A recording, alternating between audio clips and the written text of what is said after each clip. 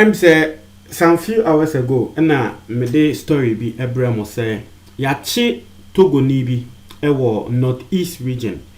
Na ekuro bi so a friend Bunkpurugu say wo ba be register for Ghana card bi. Ni yachi no so wono de no wonim say a health insurance and no ba be. I told you something say I say Ghana for we are just concentrating on the Togolese. Meanwhile, there are a lot of Nigerians and other nationals in this country. Say yanka wo mo de na asa na edi ani akwa akosi Togo for so obon say na afei Nigeria for any other people so registration no na akwa akoda ne cost 90. Na etie for de bia asem a meka ne say me ase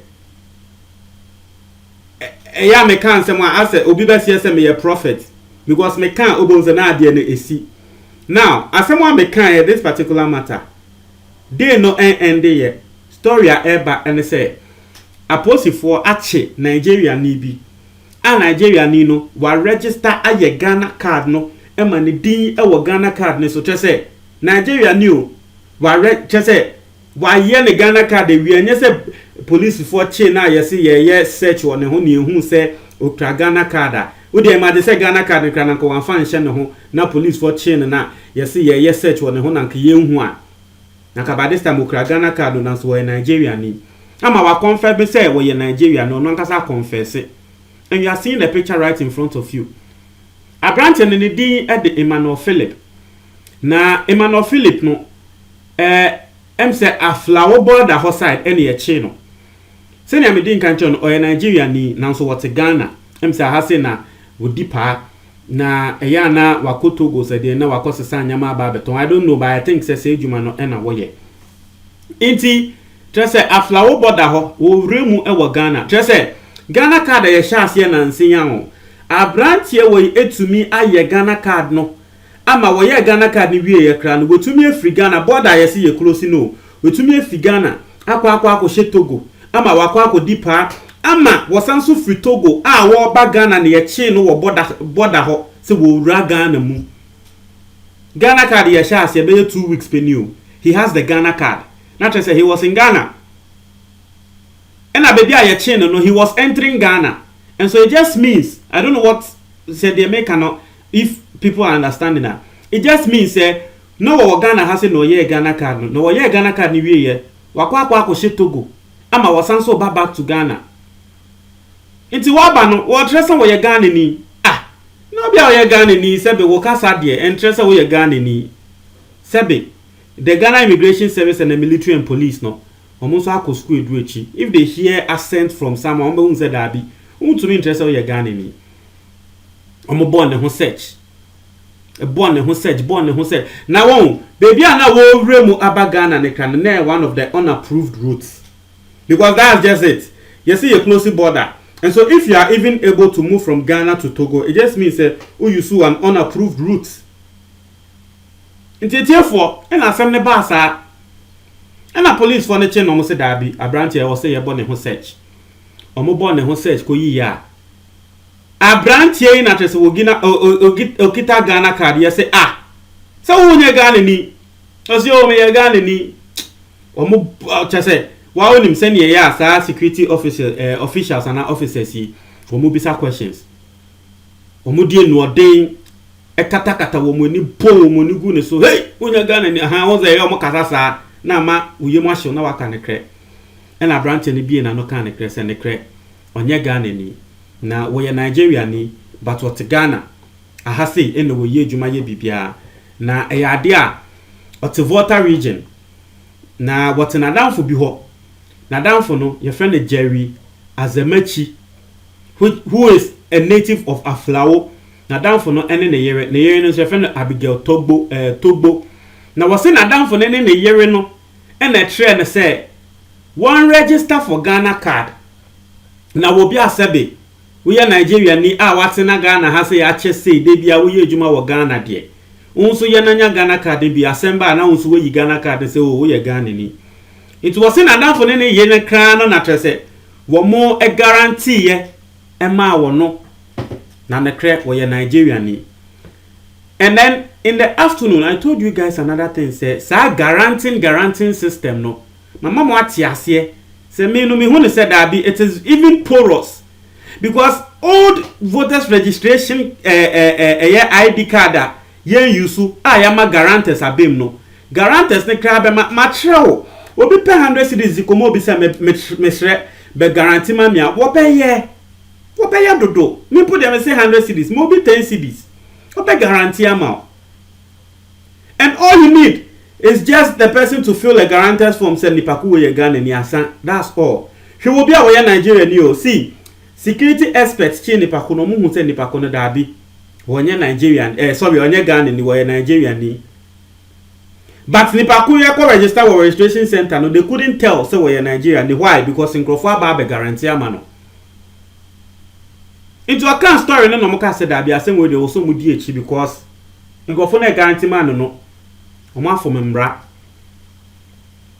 immigration service for DH call aflawo ho e call papa ne fie o tre baby papa ne te e call papa ne fie e na tese won call e call question omo question afi papa ne admit say ne kre wono na wakatre ne say wonye but na enye say adwenbone na trimu pobo ni bi say wonye na tese won to aba Emma political party bi dabi eye nadamfo ena nadamfo no wote Ghana ha sei ena wono nso hu ne se dabi wote Ghana ha sei wo se wo ye na nso etumi eye den eboa wo na wonya ada eye na wo things eko easier ema wo nti enye se adwemo poboni bi into admit ye say yes wono na wo guarantee one na ye na guarantee na ono na wakatre nadamfo no opesuedi no tese na Nigeria ni krompeso obeye ba opesuedi no say one year and our year and they stood as guarantors for him.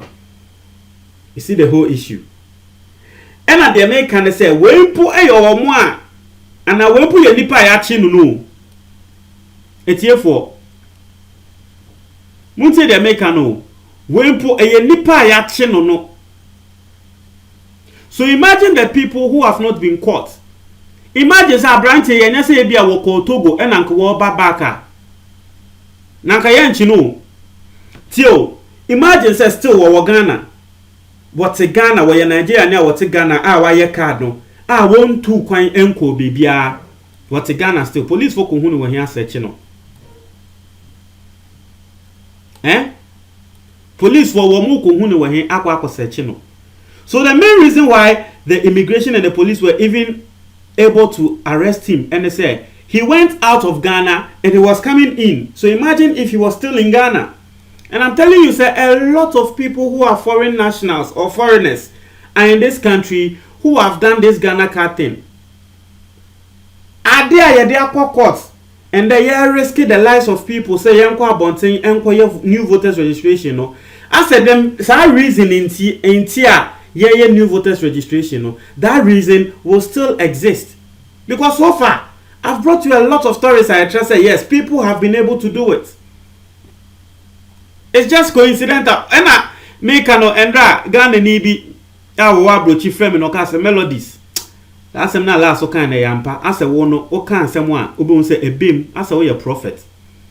It was just do 24 hours. And I told you guys this. Me catch them. So as a Ghana for we are just concentrating on Togolese, but we are not looking at the other side. Because Togo for them put the rain. But Nigeria ni no one what Ghana has no born a brow. Why ye Ghana card no? And this is purely evidential. Only if there's a word like that. But this is an evidence to show say indeed there are other foreign nationals who are doing this thing.